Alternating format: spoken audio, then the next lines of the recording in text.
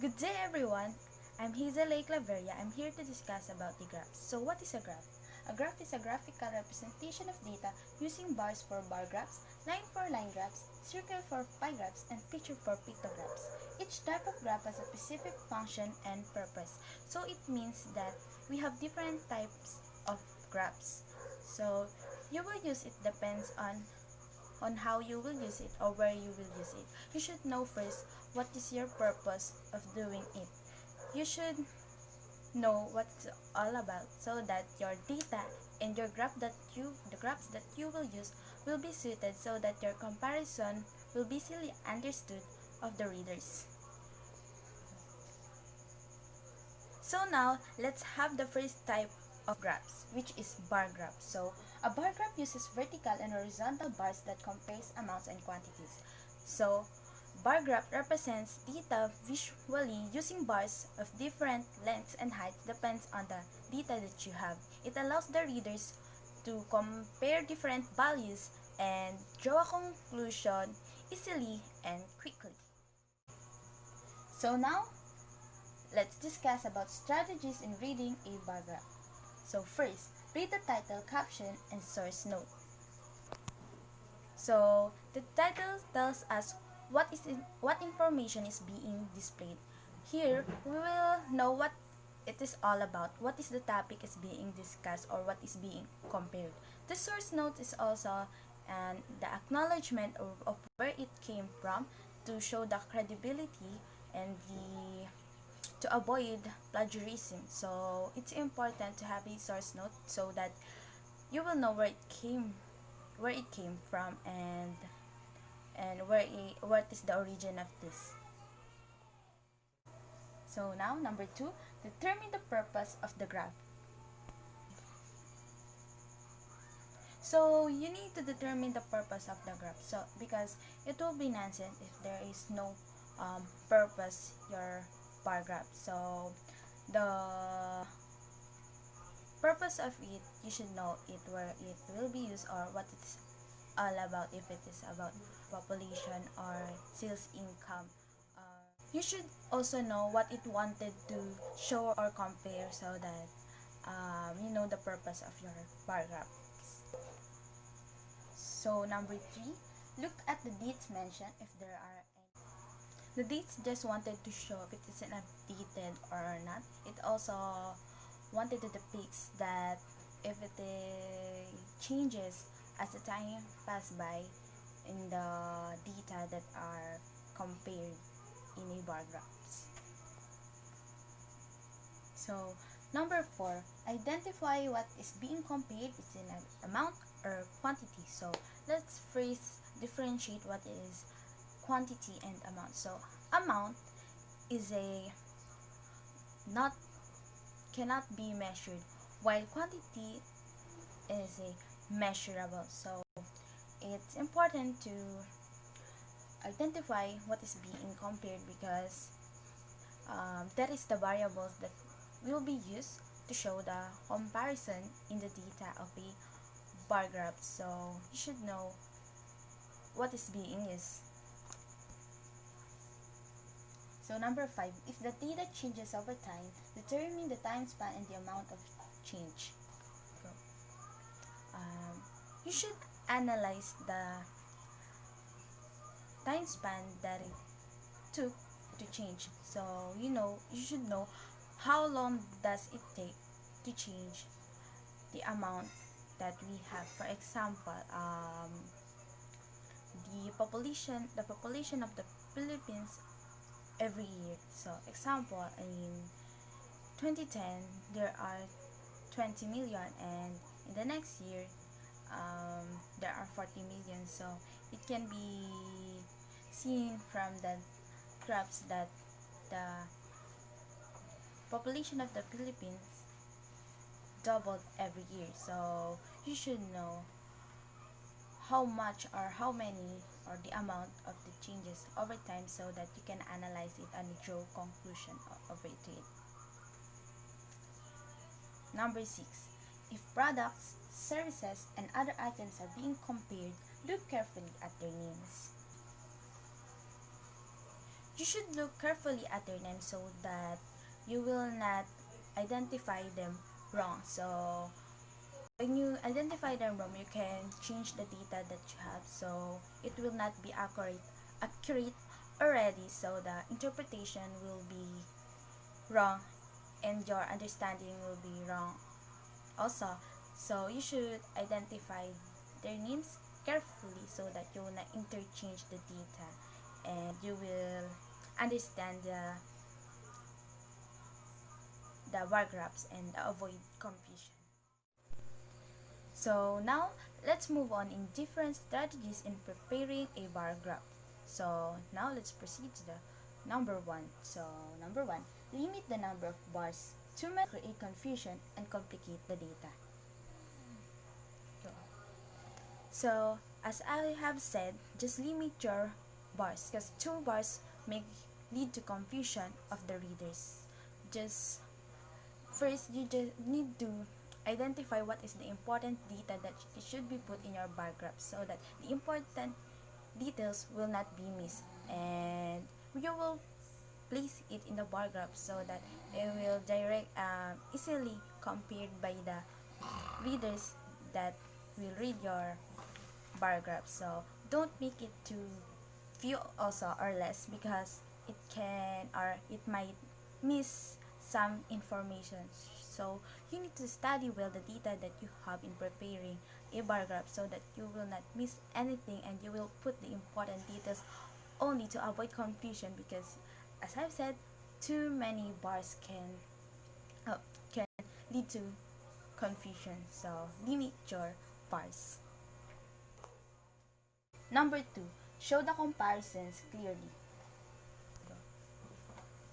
You should show the comparisons clearly because that is the purpose of having a bar graph, to clearly show the comparison.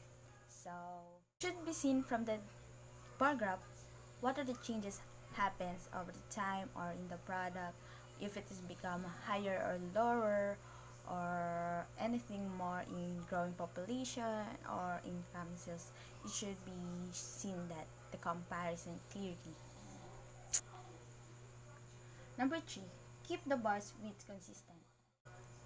To make it look formal and it will not be sore in the eyes, and to avoid confusion in the readers because they may think that it has something to say about the comparison that happenings, but the truth is it has nothing to say because it just the widths are not consistent, and the one who prepares it just wanted to use it. So be consistent in using the widths in your bars so that to avoid confusion to the readers.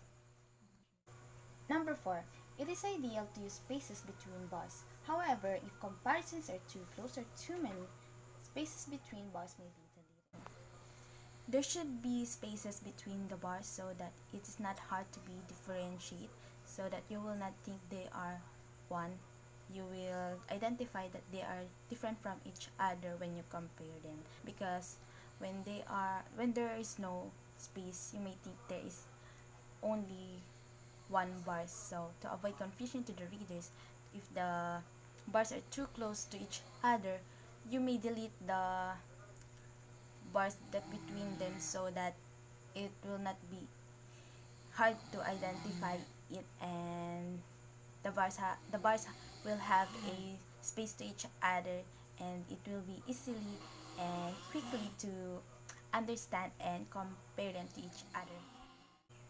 So number 5, arrange the bars based on sequence by year to show trends. So example for the population of the Philippines every year, so that it will be easily identify what are the changes of the population of the Philippines every year, if it become doubled or it become lowered. Next, by ascending descending order to show direct comparison. For example, the sales of a different brands of a soap. Example, the brand X got the highest income of the sales in this month, and next the Y, and the last is the C. So to show them the comparison of them, you will arrange them what brand get the highest income or sales of that month. So number 6 are the last in preparing of a bar graph.